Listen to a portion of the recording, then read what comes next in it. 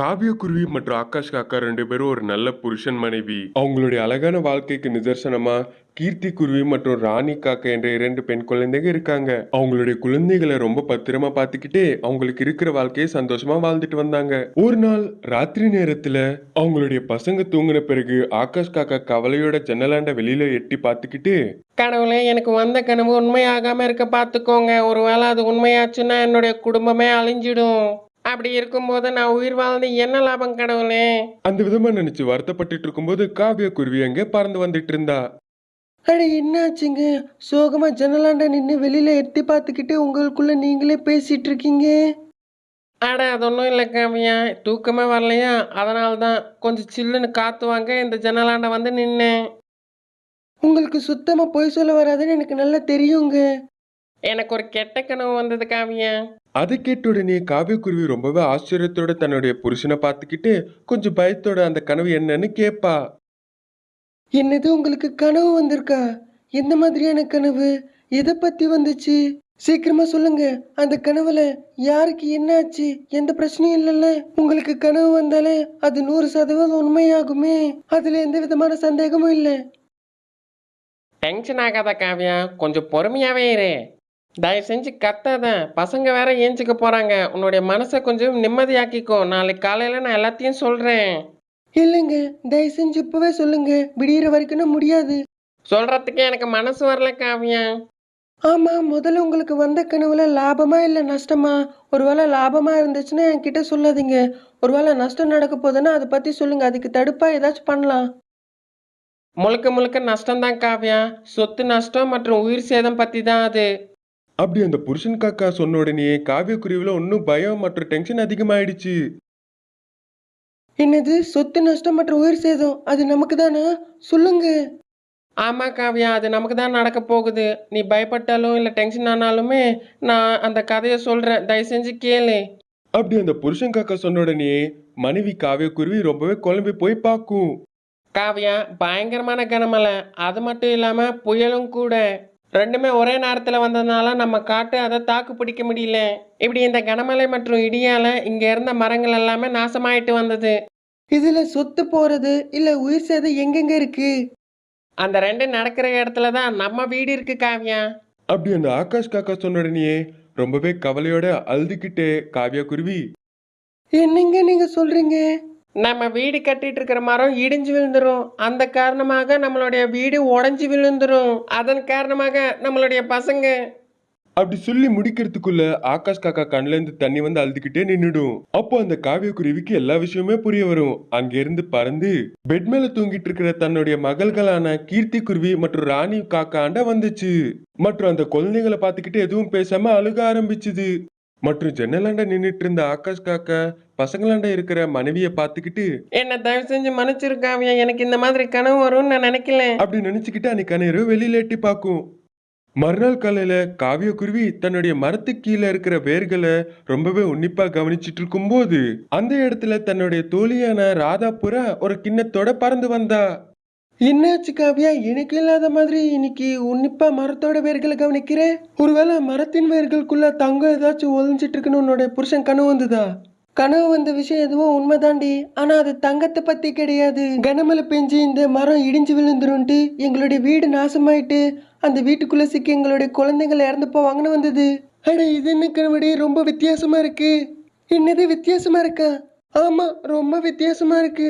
உன்னுடைய புருஷனுக்கு வந்த கனவோட கணக்குப்படி பார்த்தா கனமழை பெஞ்சு உங்களுடைய மரம் ஈரத்தால நிறைஞ்சு போகும் மற்றும் பயங்கரமான புயல் வச்சு தாங்க முடியாம கீழே கவுந்துரும். இந்த மரத்துல இருந்த வீடு கீழே விழுந்து துண்டு துண்டா உடையும். அப்படி இருக்கும்போது இந்த வீட்டுக்குள்ள நீங்களும் இருப்பீங்க, உங்களுடைய பசங்களும் இருப்பாங்க. ஆனா உங்களுடைய பசங்க மட்டும் எப்படி இறந்து போவாங்க? ரொம்ப வேடிக்கையா இல்ல? அப்படி அந்த ராதாபுரா சொன்ன உடனே காவியக்குருவி கொஞ்சம் யோசிக்க ஆரம்பிச்சுது. அவளுக்கு ராதாபுரா சொன்ன விஷயம் கரெக்டு தான் தோணுச்சு.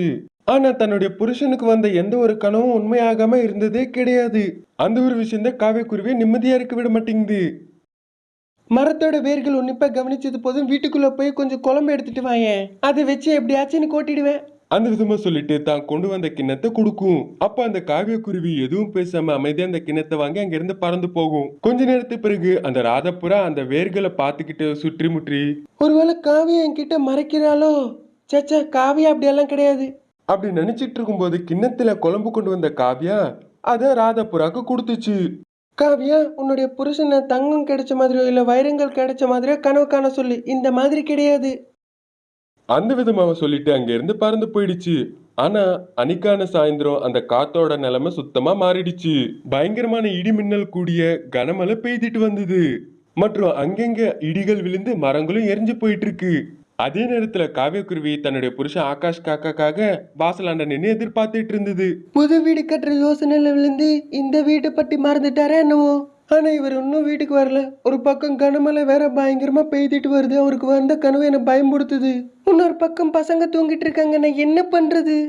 அப்படி நினைச்சிட்டு இருக்கும்போது அந்த மரம் பாதியா உடைஞ்சு ஒரு பக்கம் சாயிற நிலைமைக்கு வந்துடுச்சு. அதோட அவ்வளவுதான். காவியக்குருவி நினைச்சு பார்க்காத மாதிரி நடந்ததுனால ரொம்பவே பயந்து போயிடுச்சு. அப்படின்னா அவருக்கு வந்த கனவு உண்மையாகுது போல. இந்த நேரத்துல என்னுடைய பசங்களை அழைச்சிக்கிட்டு நான் எங்க போவேன்? ஆனா அவரும் இன்னும் வீட்டுக்கு வரல. கடவுளே, என்னப்பா இந்த நிலைமை? அப்படி நினைச்சிட்டு இருக்கும்போது அந்த மரம் முழுசா உடைஞ்சு கீழே விழுந்துரும். அப்போ காவியக்குருவி பயங்கரமா சத்தமிட்டுக்கிட்டு திடீர்னு வெளியில பறந்து வந்துடுச்சு.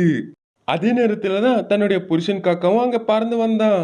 அப்போ உடனடியாக வீட்டுல இருக்கிற தன்னுடைய பசங்களுக்கு எதுவும் ஆகக்கூடாதுன்னு காவியக்குருவி மற்றும் ஆகாஷ் காக்கா வீட கீழே விழாம பாத்துக்கிட்டாங்க. கொஞ்ச நேரத்துக்கு பிறகு தன்னுடைய பசங்களை அழைச்சிக்கிட்டு புது வீட்டுக்கு கிளம்பி போயிட்டாங்க. அடர்ந்த காட்டுக்குள்ள அழகான வீடுகளை கட்டி வாழ்ந்துட்டு வர்ற லக்ஷ்மி குருவி, மீனா கிளி, ஆகாஷ் காக்கா, வாசுகி கொக்கு, சுரேஷ் கழுகு மற்றும் ராதாபுரா என்ற அனைத்து பறவைகளும் வெயில் கால மீட்டிங்கை ஏற்பாடு பண்ணாங்க ஒரு மரத்தின் கிளை மேல. நமக்கு தண்ணி பிரச்சனை ஆரம்பிச்சிடுச்சு. அட ஆமாப்பா, காத்துக்குள்ள எந்த பக்கமா பார்த்தாலும் காஞ்சி போன நதிகள், கிணறுகள் இந்த மாதிரி தான் தென்படுது. ஆனா எங்கேயுமே ஒரு சட்டி தண்ணி கூட தெரிய மாட்டேங்குது. அப்படின்னா நம்மளுடைய தாகம் எப்படி தீரும்? வேற என்ன, ஆளுக்கு ஒரு திசையில போய் தண்ணி எங்க இருக்குன்னு தேடி வரணும். அப்படி ஒரு வேளை எந்த பக்கம் தண்ணி அதிகமா இருக்கும் அந்த பக்கமா தான் நம்ம போய் வாழணும். இதை தவிர வேற வழி கிடையாது. நினைச்சு பார்க்கும்போது அந்த ஆகாஷ் காக்கா சொல்றது சரியாதான் படுது. இதுல உன்னுடைய கருத்து என்ன மீனா? எனக்கு பேச வார்த்தைகளே வர மாட்டேங்குது. நான் லக்ஷ்மி மேல பயங்கர கோவத்துல இருக்கேன். என் மேல கோவமா இருக்கியா? எதுக்காக? எதுக்காகன்னு உனக்கு தெரியாதா? அட, இது ரொம்ப நல்லா இருக்குமா. உனக்கு என் மேல என்ன கோவம்னு எனக்கு எப்படி தெரியும் மீனா? ஆமா, உனக்கு எப்படி தெரியும்? ஃப்ரெண்ட்ஸா இருக்கும்போது எல்லாரும் கூடயும் சேர்ந்து இருந்து எல்லாரையும் சிரிக்க வச்சு எல்லாரும் கூடயும் ஒன்னா இருந்த. எப்ப எங்க கூட்டத்துக்கு உன்னை தலைவி மாதிரி ஏத்துக்கிட்டோமோ அப்பா உன்னோட நிஜஸ்வரூபம் தெரிஞ்சது. இதோ பாருடி, என் மேல கோவமோ இல்ல மனசுல ஏதாச்சும் வச்சுக்கிட்டீங்கன்னா டைரக்டா நேரடியா என்கிட்டயே சொல்லிடு. அதை விட்டு ஏதோ இந்த மாதிரி சுற்றி வலிச்சு பேசுறது இதெல்லாம் பண்ணாத, சரியா? புரிஞ்சதுல்ல? ஆமாடி மீனா, இப்போ உனக்கு கோவம் வர்ற அளவுக்கு அப்படி லக்ஷ்மி குருவி என்ன பண்ணிட்டான்? அப்படி ஆகாஷ் காக்கா கேட்ட உடனே அந்த மீனா குருவிக்கு இன்னும் பயங்கர கோவம் வந்தது. அட நீ ஒருத்தண்டா, முன்னும் பின்ன எதுவும் பார்க்காம எப்ப பார்த்தாலும் அவளுக்கு நீ சப்போர்ட்டாவா பேசுவ, என்னன்னு தெரியல. அந்த விதமா சட்டமிட்டு சொல்லுவா. இதோ பாருடி, உனக்கு லக்ஷ்மி மேல அவ்வளோ கோவம் இருக்குன்னா ஏதோ கண்டிப்பா நடந்தே இருக்கும். அப்படி உன்னுடைய பர்சனல்னா எங்க முன்னாடி திட்டாத. நாங்க இல்லாதப்ப நீ அவளை திட்டு. அதனால அவங்க சொல்ல வந்தது புரிஞ்சது இல்ல. நான் எல்லாம் இப்ப அவளை திட்டாதன்னு சொல்லல. அட, முதல்ல உனக்கும் எனக்கு என்ன பிரச்சனைன்னு சொல்லு. பர்சனலா எந்த ஒரு கோவம் இல்லை. அப்படின்னா உன்னுடைய கோவம் எனக்கு புரிஞ்சுதுடி. வெயில் இப்படி அடிக்குது, எல்லா இதுலயும் முன்னாடி முன்னெச்சரிக்கையா இருக்கிற நீ தண்ணி விஷயத்துல எதுக்காக இல்லைன்னு தானே கோவம்? ஆமாடி வாசுகி, அந்த விஷயத்துல தான் எனக்கு பயங்கர கோவம் இருக்கு. லக்ஷ்மியை எட்டி மிதிக்கணும் போல தோணுது. இதில் அவளுடைய தப்பு எதுவும் கிடையாதுடி. லக்ஷ்மி சொன்ன வழியை நம்ம யாரும் பின்தொடரல. ஆனால் அவள் முன்னெச்சரிக்கையாக கொஞ்சம் சேர்த்து வச்சதுனால அந்த தண்ணி இத்தனை நாள் நம்மளால் உயிர் வாழ முடிஞ்சுது. ஆனால் இப்போ அவளாண்ட தண்ணியும் கிடையாது. அதனால தான் நமக்கு தண்ணி பிரச்சனை ஆரம்பிச்சிடுச்சு. அப்படி சொன்ன மீனாக்கிளி கோவத்தை குறைச்சிக்கிட்டு தனக்குள்ள தானா, அட இவன் என்னாண்ட வந்து அந்த லக்ஷ்மிக்கு முன்னெச்சரிக்கையே கிடையாது, அவளால் தான் இன்னைக்கு நமக்கு தண்ணி பிரச்சனை வந்ததுன்னு என்ன ஏற்றி விட்டுட்டா. ஆனால் இப்போ அவளுக்கு ஃபேவரா பேச என்ன கெட்டவ மாதிரி ஆக்குறா. இவனை எனக்கு சுத்தமா புரியல. அப்படி நினைச்சுக்கிட்டே ஆனா வெளியில மட்டும் என்னுடைய கோவம் முழுக்க எதுக்காகனா இன்னும் முன்னெச்சரிக்கையா கவனமா இருந்திருந்தா இந்த தண்ணி பிரச்சனை வந்திருக்காதுன்னு அந்த விதமா கவர் பண்ற மாதிரி பேசுவா மீனாக்கிளி. அதை எல்லாத்தையும் கேட்டு ரொம்பவே நிம்மதி அடைவாங்க அங்க இருக்கிற பறவைங்க. சரி வாங்க, ஆளுக்கு ஒரு திசையில போய் தண்ணியை தேடிட்டு வரலாம். அந்த விதமா சொன்ன உடனே அங்க இருந்த எல்லா பறவைகளும் ஒவ்வொரு திசையில பறந்து போனாங்க. அப்போ லக்ஷ்மி குருவி பானையை எடுத்துக்கிட்டா, ஆகாஷ் காக்கா பக்கெட்டை பிடிச்சுக்கிட்டான், மீனா கிளி குடம் மற்றும் ராதா குருவி வாட்டர் டின். ஆனா ஒரு சுரேஷ் கழுகு மட்டும் ஜக்க பிடிச்சுக்கிட்டு இந்த விதமா எல்லா பறவைகளும் ஏதோ ஒண்ணு பிடிச்சுக்கிட்டு ஒவ்வொரு திசையில பறந்து போயிட்டு இருந்தாங்க தண்ணியை தேடி. ஆனா அவங்களுக்கு ஒரு சொட்டு தண்ணி கூட எங்கேயுமே தென்படல. சுற்றி சுற்றி பார்த்தா அவங்க ரொம்பவே சோர்வடைஞ்சாங்க.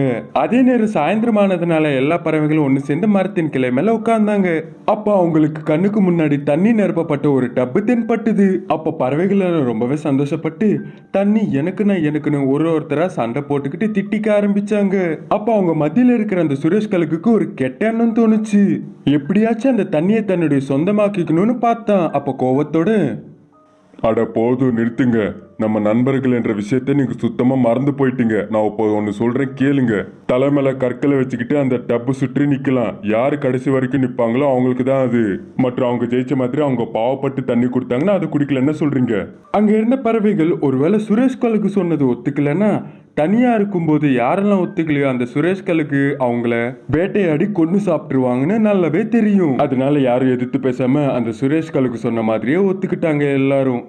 அப்போ உடனடியாக எல்லா பறவைகளும் தங்களுடைய தலைகள் மேல கற்களை வச்சுக்கிட்டு அந்த தப்பை சுற்றி நின்னுக்கிட்டு போட்டிய ஆரம்பிச்சாங்க. மேல பயங்கரமா வெயில் அடிக்குது ஒரு பக்கம். அப்படி ரொம்ப நேரம் கழிஞ்சு போகும். அப்ப அந்த சுரேஷ் கழுகு மீனா கிளியை பார்த்து கண்ணடிப்பான். அதனைத்தும் கவனித்து புரிஞ்சுக்கிட்ட அந்த குருவி, இனி என்னால முடியாது, நான் ட்ராப் ஆயிட்டேன் அப்படி சொல்லிட்டு கிளம்பி போயிடும். அந்த விதமா டைமும் கூட கூட எல்லா பறவைகளும் ஒருத்தர அவங்களால முடியாதுன்னு சொல்லி அங்கிருந்து கிளம்பி போக ஆரம்பிப்பாங்க. இன்னொரு பக்கம் அந்த தண்ணி வெயிலுக்கு ஆவியாயிட்டு இருந்தது. அப்படி எல்லாரும் போன பின்பு அந்த டப் மேல சுரேஷ் கழுகு மட்டும் இருக்கும். அந்த சுரேஷ் கழுகோட வெயிட் டப்பை கவுத்துரும். அதுல இருந்து தண்ணி பூரா கீழே கொட்டிடும். அப்படி தண்ணி பூமிக்குள்ள கவுந்த உடனே அது முழுக்க பூமியை அப்படியே அப்சார்ப் பண்ணிக்கும். அதோட அந்த கழுகோட ஆசையும் நிராசையா மாறிடும். அங்க இருந்து அழுதுகிட்டு அந்த கழுகு புறப்பட்டு போயிடும். கொடுமைப்படுத்துற புறா டீச்சர். ஸ்கூலுக்கு போக மாட்டேன் என்று அடம் பிடிச்சிட்டு இருக்கிற மகள் கீர்த்தி குருவியை கிட்ட அழைச்சிக்கிட்டு ரொம்ப அன்பா கேட்பாங்க தாய் காவியா குருவி. முதல்ல நீ அழுவாதடா கண்ணா, அந்த கண்ணீரை தொடச்சுக்கோ, நீ ஸ்கூலுக்கு போக தேவையில்லை. அப்படி சொன்னுடனே அந்த கீர்த்தி குருவி அழுறதை நிறுத்திட்டு தன்னுடைய கண்களை தொடச்சிப்பா. இப்ப சொல்லுடா தங்கம், எதுக்காக நீ ஸ்கூலுக்கு போக மாட்டேன்னு சொல்ற? ஸ்கூல்ல யாராச்சும் உன்னை திட்டுறாங்களா, ஏதாவது சொல்றாங்களா? அது வந்து மம்மி. பயப்படாம என்கிட்ட சொல்லுமா, நான் உன்னுடைய அம்மா. என்கிட்ட எல்லாமே நீ தைரியமா சொல்லலாம். என்னை பார்த்து நீ பயப்பட தேவையில்லை. நான் உன்னை அடிக்க போறதும் இல்லை, திட்ட போறதும் இல்லை. மம்மி, அது வந்து என்னுடைய ஸ்கூல்ல ராதாபுரான்னு ஒரு புது டீச்சர் ஜாயின் பண்ணிருக்காங்க. அவங்க கொடுத்த ஹோம்ஒர்க் பண்ணாட்டியும் இல்ல அவங்க சொன்ன சப்ஜெக்ட் படிக்காட்டியும் பயங்கரமா அடிப்பாங்க. அது மட்டும் இல்லாம ரொம்ப மோசமா பனிஷ்மெண்ட்டும் தருவாங்க. உன்னை எப்பயாச்சும் அப்படி அடிச்சாங்களாம்மா? ஆமா மம்மி, என்ன அடிச்சாங்க நேத்து. நான் கிளாஸ் ரூம்ல நல்லபடியா ஒழுங்கா எழுதிட்டு இருக்கேன். அந்த மேடமோட பொண்ணு அட்டகாசம் பண்ணி என்ன மாட்டி விட்ட. அதோட அந்த மிஸ் என் மேல கோவத்துல ஐஸ் கட்டி மேல நிக்க வச்சாங்க. அது ரொம்பவே சில்லுன்னு இருக்கிறதுனால நான் அப்படியே இப்படி நகரும் போது என்னுடைய ஒரு கையை உங்க பொண்ணு ரொம்ப கெட்டியா பிடிச்சுக்கிட்டேன். மற்றும் உன்னோட கையை சுரேஷ் கழுகோட பையன் கெட்டியா பிடிச்சுக்கிட்டாமா. அப்படி சொல்லிக்கிட்டு திரும்பி மறுபடியும் அழுக ஆரம்பிப்பா. அதை பார்த்த தாய் காவிய குருவிக்கு மகளோட கஷ்டத்தை பார்த்தோன்னே ரொம்ப வருத்தமா இருந்துச்சு. மற்றும் அந்த தாய் குருவியோட கண்ணிலையும் தண்ணி வந்தது. மற்றும் மகளை பிடிச்சி அழுணும் போல தோணுச்சு. ஆனா தான் அழுதா தன்னுடைய மகள் ஒன்னும் பயப்படுவான்னு தன்னுடைய சோகத்தை உள்ளுக்குள்ள மறைச்சுக்கிட்டு தன்னுடைய கண்கள்ல இருந்து வர தண்ணியை தொடச்சுப்பா. நீ ரெஸ்ட் எடுத்துக்கோட தங்கம், நான் போய் ஸ்கூல்ல இதை பத்தி பேசிட்டு வரேன். வேணாம் மம்மி, வேணாம். இப்ப மறுபடியும் நீங்க போய் கேட்டீங்கன்னா ஒன்னும் திரும்பி அடிக்க மாட்டாங்க. நீ ஒன்னும் பயப்படாதம்மா. ஒருவேளை பசங்க தப்பு பண்ணா அவங்கள கண்டிக்கணும், ஆனா இந்த விதமா பயன்படுத்த கூடாது. எப்படியும் உனக்கு ஃபீஸ் கட்டுற வேலை இருக்குல்ல, அந்த காசுக்காக நான் போயிட்டு வரேன். அந்த காசு கிடைச்சோன்னே நம்ம ஸ்கூலுக்கு போயிட்டு வரலாம். அந்த விதமா சொல்லிட்டு வீட்டுல இருந்து கிளம்பி போவா. இன்னொரு மரத்தின் மேல இருக்கிற ஆகாஷ் காக்காவோட வீடு அது. மகள் நவ்யா காக்கா ஸ்கூலுக்கு போக மாட்டேன்னு அடம் பிடிச்சிட்டு இருக்கா. இதை பாருமா கண்ணு, ஸ்கூலுக்கு போக மாட்டேன்னு சொல்கிறேன். சரி, நான் புரிஞ்சுக்கிறேன். ஆனால் எதுக்காக போக மாட்டேன்னு காரணத்தை சொல்லு. ஒருவேளை ஸ்கூலில் உன்னை யாராச்சும் ஏதாச்சும் சொன்னாங்களா, இல்லை காசு கட்டலன்னு ஏதாச்சும் திட்டினாங்களா? சொல்லுமா கண்ணு. என்னை யாருமே அடிக்கலப்பா. ஆனா கீர்த்தி குருவி, எங்க ராதாபுரா டீச்சர் அவங்க மகள் பண்ண தவறுக்கு அவளுக்கு தண்டனை கொடுத்தாங்க. அந்த கீர்த்தி தான் பண்ணலன்னு எவ்வளவு சொன்னாலும் சுத்தமா கேட்டுக்கவே இல்லை அவங்க. ரொம்ப கொடுமையான எழுதிட்டு இருக்கிற கை மேல ஓங்கி அடிச்சாங்களா, இல்லை நடக்கிற காலில் அடிச்சாங்களா? சொல்லுமா. ஒருவேளை இந்த 2 இடத்துலையும் இல்லாமல் பறக்கிற ரெக்கை மேலே அடிச்சாங்களா? எங்கே அடிச்சான்னு சொல்லுமா கண்ணு. அடிக்கலப்பா, ஐஸ் கட்டி மேல ரொம்ப நேரமா நிக்க வச்சாங்க. அந்த கீர்த்தி குருவி ரொம்ப அழுதாலும் கொஞ்சம் கூட விடவே இல்லப்பா. எங்க புறா டீச்சர் அவங்களுடைய மகள் சொன்னது தான் கேட்பாங்க. ஆனா நாங்க எவ்வளவு சொன்னாலும் சுத்தமா கேட்டுக்க மாட்டாங்கப்பா. அப்படி சொல்லிட்டு இருக்கும்போது அந்த காவியா குருவி ஆகாஷ் காக்காவோட வீட்டுக்கு வந்திருக்கும். அண்ணே, வீட்ல இருக்கீங்களா? இருக்கேன் தங்கச்சி. அப்படி பதில் கொடுத்து ஆகாஷ் காக்கா வெளியில வந்தது. அண்ணே, உங்களுக்கு காசு கேட்டு இருந்தல்ல, அது கொஞ்சம் கொடுக்குறீங்களா? கண்டிப்பா தரேன் தங்கச்சி. ஆமா, அப்போ கீர்த்தி குருவி எப்படி இருக்கா? ஸ்கூலுக்கு போக மாட்டேன்னு அழுகுறா அண்ணா. ஆமா, என்னுடைய மகள் நவ்யா குருவியும் ஸ்கூலுக்கு போக மாட்டேன்னு அழுதுட்டு இருக்கிறா. முந்தா நேத்து கீர்த்திய கிளாஸ்ல தண்டிச்சாங்களாமே, அதை பார்த்து ரொம்பவே பயந்து போயிருக்கா. அதான் நீங்க காசு கொடுத்தீங்கன்னா அதை எடுத்துக்கிட்டு ஸ்கூல் பிரின்சிபல் மேடம் இருப்பாங்களே, அவங்க முன்னாடி கொஞ்சம் சத்தமா பேசுவேன். நீங்களும் வரீங்களா அண்ணா? நம்ம 2 பேரும் போனா என்ன நல்லா இருக்கும் தங்கச்சி. நம்ம கூட சேர்ந்து மீனாக்கிளியும் மற்றும் வாசு கொக்கையும் சேர்ந்து அழைச்சிட்டு போலாமே. அவங்க வரமாட்டாங்க அண்ணா, அடி விழுந்தது என்னுடைய மகளுக்கு தானே. அப்படின்னா நம்மளே போலாம். இரு தங்கச்சி, நான் உள்ள போய் காசு கொண்டு வரேன். அப்படி சொல்லிட்டு அந்த ஆகாஷ் காக்கா வீட்டுக்குள்ள போய் காசை கொண்டு வந்து அந்த காவியா குருவி கையில கொடுப்பான். அந்த காசை வாங்கிக்கிட்டு உடனடியாக அந்த காவியா குருவி அங்கிருந்து பறந்து போயிடுச்சு. சரியா 1 மணி நேரம் கழிஞ்ச பின்பு அவங்க எல்லாருமே ஒன்னா சேர்ந்து அங்கிருந்து ஸ்கூலுக்கு புறப்பட்டாங்க. அப்போ ஸ்கூலுக்குள்ள பிரின்சிபல் சாரதா கிளி முன்னாடி காவியா குருவி மற்றும் ஆகாஷ் காக்கா தங்களுடைய மகள்கள் கூட சேர்ந்து உட்கார்ந்தாங்க. என்னங்க அவ்வளவு மோசமா நடந்ததா? ஒருவேளை அப்படி நடந்திருந்தா என்னுடைய பார்வைக்கு வந்திருக்குமே. அப்படி நடந்திருக்காது. எங்களுடைய பசங்க போய் சொல்ல இருக்க மாட்டாங்கல்ல. அதான் அந்த கிளாஸ் ரூம்ல சிசிடிவி கேமரா இருக்குல்ல, அதுக்குள்ள பாருங்க, உண்மை என்னன்னு தெரிய வரும். அப்படி சொன்ன உடனேயே ஒரு நிமிஷம். அப்படி சொல்லிட்டு அவங்க முன்னாடி இருக்கிற கம்ப்யூட்டர்ல சிசிடிவி கேமராவை ஆன் பண்ணி பாப்பாங்க. அப்ப அதுல ராதாபுராவோட மகள் அட்டகாசம் பண்ற மாதிரி இருக்கும். ஆனா டீச்சர் ராதாபுரா கீர்த்தி குருவிக்கு தண்டனை கொடுப்பாங்க. அதோட காவிய குருவி மற்றும் ஆகாஷ் காக்கா ஒன்னும் பயங்கரமா சத்தமிடுவாங்க மற்றும் சாரதா குருவியோட சண்டை போடுவாங்க. இருங்க, சண்டை போடாதீங்க, மத்த பசங்க டிஸ்டர்ப் ஆவாங்க. அதான் நான் பேசுறேன்ல. அப்படி சொல்லிட்டு அவங்க போன் எடுத்து உடனடியாக ராதாபுராக்கு போன் அடிச்சு, ராதா டீச்சர் உடனடியாக என்னுடைய அறைக்குள்ள வாங்க, அந்த விதமா சொல்லிட்டு போனை வச்சிருவாங்க. அப்ப அந்த ராதாபுரா அந்த ஒரு அறைக்கு வருவாங்க. அங்க இருக்கிற அவங்களுடைய ஸ்டூடெண்ட்ஸோட பேரண்ட்ஸ பார்த்த உடனே அந்த புறாக்கு எல்லா விஷயமும் புரிய வந்தது மற்றும் கோவத்தோட ரொம்பவே சத்தமிட்டு, கிளாஸ் ரூம்ல அட்டகாசம் பண்ணது இல்லாம உன்னுடைய அம்மாவை கூட்டிட்டு வரியா நீ? அப்படி சொன்ன உடனே கீர்த்தி குருவி மற்றும் நவ்யா காக்கா ரொம்பவே பயந்து போயிடுவாங்க. அதோட அந்த காவிய புறாக்கு பயங்கரமா கோவம் வந்துரும். உடனடியாக அந்த ராதாபுராவை பயங்கரமா அடிக்க ஆரம்பிப்பாங்க. மேடம், அந்த சிசிடிவி காட்டுங்க, யார் தப்பு பண்ணாங்கன்னு தெரியும். அப்படி சொன்ன உடனே பிரின்சிபல் சாரதா கிளி உடனடியாக அந்த சிசிடிவியை காட்டுவாங்க. அப்போ அந்த ராதாபுரா பாப்பாங்க, தன்னுடைய மகள் தான் அட்டகாசம் பண்ற மாதிரி தென்படும். அதோட அவ்வளவுதான், அந்த ராதாபுரா அங்கிருந்து தப்பிச்சுட்டு ஓடி போயிடும். காவிய குருவி மற்றும் ஆகாஷ் காக்கா எந்த ஒரு ஸ்கூல் ஃபீஸ் கட்டாம தங்களுடைய பசங்களை படிக்க வைக்கிற மாதிரி அவங்க கிட்ட பேசி அங்கிருந்து கிளம்பி போயிடுவாங்க.